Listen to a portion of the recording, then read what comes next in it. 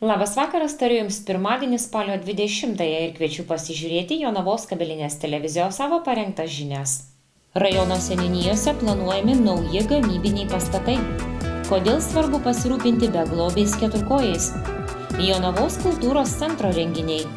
Akmenė nukovė Jonavos vikingus. Jonavos rajone Stoškų ir Betėgalos kaimuose planuojami nauji gamybiniai pastatai. Gyventojai kviečiami susipažinti su projektiniais pasiūlymais. Jonavos rajono savivaldybė informuoja, kad rengiami gamybos ir pramonės paskirties pastato projektiniai pasiūlymai, numatant statybas Tiesiojoje gatvėje 1, Stoškų kaime Šilų seniūnijoje. Projektą pristato bendrovė Sinergo LT. Pastate planuojama vykdyti metalo gaminių lankstymo veiklą. Įmonė iš metalo gamins specialias skardines dėžutes, prie kurių bus montuojami davikliai, kiekio analizatoriai ir centrinis valdiklis su dirbtinio intelekto moduliu. Produkcija bus skirta eksportui į JAF rinką, o gaminiai naudojami ATM bankomatų sistemose, taip pat bankų individualių seifų saugyklose. Įmonėje planuojama įdarbinti apie 17 žmonių. Projektuojamo pastato sklypas 13 000 m2 ploto, iš kurio apie 2600 m2 numatyta gamybos paskirties pastatui. Likusi teritorijos dalis skirta vienbučių ir dvibučių gyvenamųjų namų statybai. Viešas susirinkimas vyks spalio 30 dieną 15 val. Nuotoliniu būdu. Pagal paskelbtą kitą informaciją apie planuojamą gamybinės paskirties pastato statybą Betėgalos kaime Kulvos seniūnijoje. Statybos projektą inicijuoja bendrovė Vent Guru. Gamybos ir sandėliavimo paskirties pastatas bus statomas Elnių gatvėje 3. Tai vieno aukšto dvišlaičių stogų projektuojamas pastatas. Jo išorinės sienos bus formuojamos iš vertikalių daugiasluoksnių sandwich tipo plokščių. Kaip nurodoma projektuose, pastate planuojama vykdyti metalo gaminių lankstymo ir ruošinių surinkimo bei pakavimo veiklą, nenaudojant taršių ar sudėtingų technologinių procesų. Viešas susirinkimas dėl projektinių pasiūlymų vyks nuotoliniu būdu spalio 30 dieną 16 val. Prisijungimo nuorodas rasite savivaldybės puslapyje jonava.lt skiltyje skelbimai. Šis mėnuo Jonavoje paskelbtas gyvūnų gerovės mėnesiu. Kodėl svarbu pasirūpinti beglobiais keturkojais, primena vicemerė Birutė Gailienė. Spalis Jonavoje paskelbtas gyvūnų gerovės mėnesiu. Na, spalis jau kaip ir įpusėjo. Ar turime kokius nors rezultatus ir turime kom nors gal pasidžiaugti? Sveiki. Iš tiesų, jau nebe pirmą kartą, nebe pirmus metus Jonavoje, Jonavos rajono savivaldybės iniciatyva yra siekiama atkreipti gyventojų dėmesį į gyvūnus ištinkančias problemas. O tos problemos yra, tokios labai, sakyčiau, gal ir paprastos, bet labai nesinorėtų, kad jos būtų, kad jos tęstųsi, kad jos vystytųsi.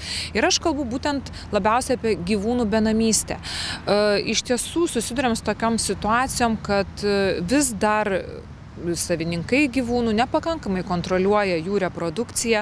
Neretai pasitaiko atveju, kai žmonės pasiema auginti gyvūnėlį, dažniausiai katę, jį atsiveda kačiukų, jin būna nesterilizuota, gyventojai nebežino, kur ją padėti, ką čia elgtis kaip su tais katinėliais ir tiesiog dažniausiai tokio gyvūno likimas, nedažniausiai, bet kartais būna išmetimas į gatvę, tiesiog į gatvę.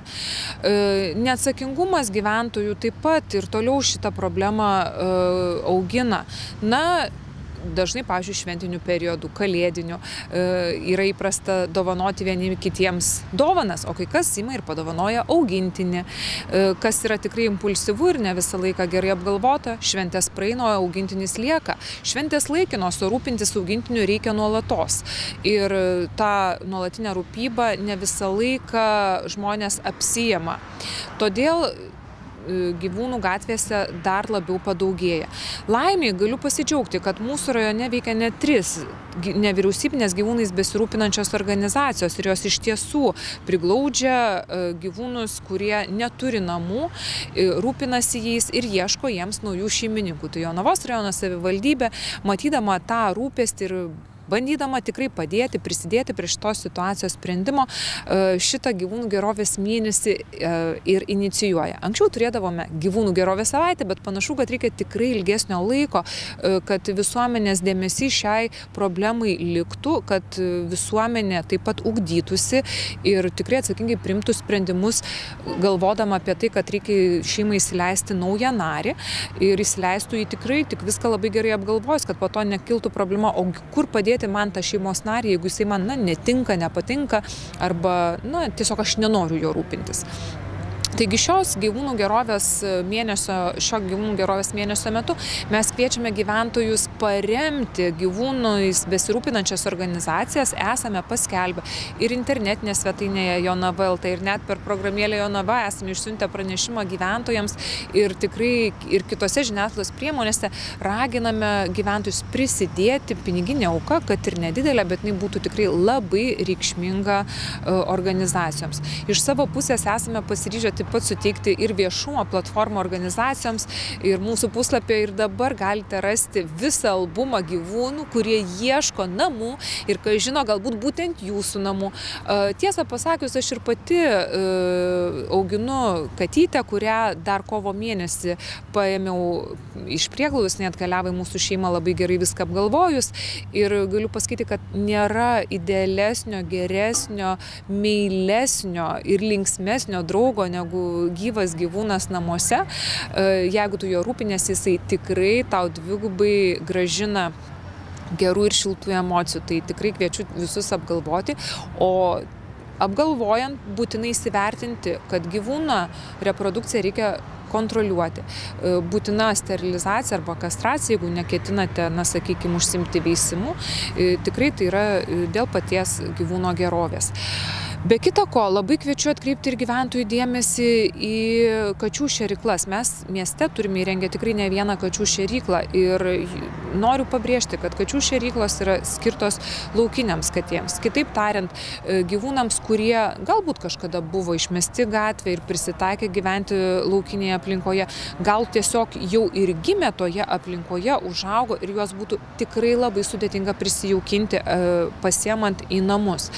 Dažnai gyventojai skambina ir sako, žiūrėkite, ten ir ten prie gyvūnų šėryklos yra tiek ir tiek kačių, tokios ir anokios, prašom paimti ir pasirūpinti. Tikrai, mielieji, šitos katytės yra prisitaikiusios dažniausiai gyventi lauke. Jos prisitaikiusios ir kačių šėryklos įrengtos būtent tam, kad mes galėtumėm palaikyti jų, pagelbėti joms išgyventi, pamaitindami. Už kačių šėryklas paprastai būna įsipareigoję tam tikri gyventojai, jas prižiūrėti ir prižiūri. Šitas kačių šėryklas taip pat kviečiu neapeiti, jeigu jūs tik tai jaučiate palankumą gyvūnam ir norite jam pagelbėti, tai tikrai tvarkingai palikti maistelio kviestume ir kačių šėryklose. Bet kaip ir minėjau, nepanikuokite, jog tenai daugiau ar mažiau tų katinėlių yra. Tie katinėliai dažniausiai yra pristaikę gyventi lauke, o tokie, kurie jau matyti, kad yra išmesti galbūt iš naminės aplinkos, tai mūsų beglobiais gyvūnais besirūpinančios organizacijos dažnai taip pat sulaukia gyventojų skambučių, reaguoja, tokias katytės pagauna ir tada irgi ieško joms šeimininkų.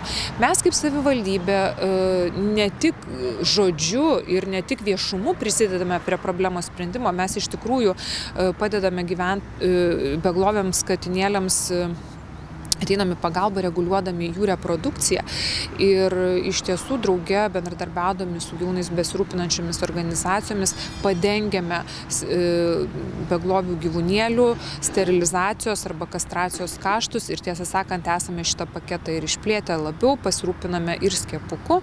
Tai iš tiesų tikrai prisideda prie gyvūno sveikatos ir galiausiai prie apskritai šitos problemos augimo, nes jinai reikia suprasti, kad auga tada, kai tie gyvūnėliai, beglobiai dauginasi. Tai iš tos vietos reguliavimo būtina įsikišti, kad neturėtumėm pilnos gatvės vargšų gyvūnų, kuriais niekas negali pasirūpinti, nes tai yra kančia ir gyvūnui, ir nepatogumas, galbūt ir tiem patiem gyventojam, nes gyvūnėliai be abejo yra linkę ieškoti kitas į kur šilčiau, dabar gal jau sunkiau į kokį rūsį įlysti. Ir beje, kad nesušaltų katytės taip pat prieš kelis metus, bendradarbiaujant su beglobių gyvūnų organizacijomis, mieste atsirado ir keli kačių nameliai, kur tikrai šaltuoju metų periodu katytės gali prisiglausti ir joms tikrai bus šilčiau. Tai dar kartą noriu gyventojus paraginti, nelikti abejingiam šitai problemai, jeigu galite prisidėti finansinę auką, jeigu negalite, tikrai bet kuri beglobiais gyvūnais besirūpinanti organizacija mielai lauks ir jūsų atnešto maistelio, ar tai kraiko, ar kažkokios kitos priemonės, kurie prisidėtų buityje prižiūrint šitos gyvūnėlius, nes iš tiesų labai norėtųsi, kad tos organizacijos neturėtų ką veikti, tiesiog kad tų beglobių gyvūnų nebūtų, bet deja jų yra ir jų vis atsiranda. Mes savo kolektyve taip pat renkame maisto produktus, maistelį gyvūnams, kraiką ir kitas priemonės rinksime visą mėnesį ir visą mėnesio gyvūnų gerovės mėnesį vainikuos mūsų kolektyve pyragų diena, kurios metu pakviesime savo kolektyvą kepti pyragus, ateiti vaišintis vieni kitų skaniesais ir palikti auką gyvūnams, kurią po pyragų dienos perduosime gyvūnais besirūpinančiomis organizacijomis, kurioms tuo pačiu noriu labai padėkoti. Jos man yra žinomos 3, su kuriuo mes bendradarbiaujam ir bendraujam. Tai yra viešoji įstaiga Miesto katė, viešoji įstaiga Jonava ir Keturkojai ir viešoji įstaiga Mylėkime kates. Net 3 įstaigos ir tikrai ačiū joms ir savanoriams už labai didelį darbą, rūpestį ir atsidavimą. Ir kviečiu gyventojus palaikyti jų iniciatyvą, jų pagalbą mūsų visų aplinkai ir patiems silpniausiams. Na, o dabar pasidomėkime, kokius renginius šią savaitę organizuoja Jonavos kultūros centras. Sveiki miestiečiai! Labai kviečiu iki gruodžio 5 dienos atvykti į kultūros centro meno galeriją, kur šiuo metu yra nuostabi tradicinės tekstilės festivalio gijos amatų paroda. Tikrai nuostabus darbai, nepraleiskite progos. Taip pat 21 dieną 18 val. Kviečiu į edukaciją Kreidos namai, taip pat čia meno galerijoje. 22 dieną 18 val. Ansamblio Lietuva koncertas Dainuojanti laisvė didžiojoje salėje. 23 dieną 18 val. Premjera teatro komedija Viskas užimta. Spektaklis vyks taip pat didžiojoje salėje. 24 dieną 14 val. Kviečiame į kūrybinės dirbtuves suaugusiems žvakių dirbimas mirkymo būdu, vėlinių dainų vakaras Toli mano giminėla. Krašto muziejuje būtina registracija telefonu 0601 200 70. 25 dieną 12 val. Jonavos rajono suaugusių ir vaikų folkloro ansamblių, tradicinių ir liaudiškų kapelų, pavienių muzikantų bei pasakorių šventė konkursas Trenk polkutę, skirtas dainų metams paminėti Ruklos kultūros centre. 26 dieną 12 val. Interaktyvus spektaklis vaikams Šunyčių nuotykiai didžiojoje salėje. Na ir 27 dieną 18 val. Kino filmas Svajonių kedai didžiojoje salėje. Tiek renginių laukia artėjančią savaitę. Iki pasimatymo. Skaudus Jonavos Vikingų pralaimėjimas Akmenėje. Savaitgalį Lietuvos futsal A lygoje buvo sužaistos 5-ojo turo rungtynės. Centrinėje dvikovoje susikovė lygoje pirmaujantis Gargždų pramogų klubas su taškų dar nepraradusiu čempiono titulą ginančiu Kauno Žalgiriu. Kauniečiams tai buvo dar vienas testas prieš UEFA futsal čempionų lygos batalijas, o legionieriais pasipildžiusiems gargždiškiams pratęsti nepralaimėtų rungtynių seriją. Dar vienos didžiulis susidomėjimą keliančios rungtynės vyko Naujojoje Akmenėje, kur Akmenės kraštas priėmė vicečempionus Jonavos Vikingus. Abi komandos paskutinėse rungtynėse nelaimėjo. Akmeniškiai pralaimėjo Kauno Žalgiriui, Jonavos ekipa lygiosiomis sužaidė su Bruklinu.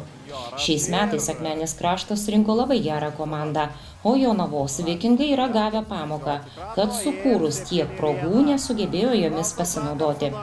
Spalio 18 dieną Akmenėje Jonavos Vikingai skaudžiai pralaimėjo prieš Akmenės kraštą, kurie rungtynėse su jonaviečiais buvo kur kas agresyvesni. Rezultatu 8-1 Akmenę nukovė Jonavos komanda. Toliau sinoptikų pranešimai, kokių orų tikėtis antradienį. Antradienį kritulių nenumatoma, vėjas pietryčių, temperatūra naktį nuo 4 laipsnių šalčio iki 1 šilumos, dieną nuo 6 iki 11 laipsnių šilumos.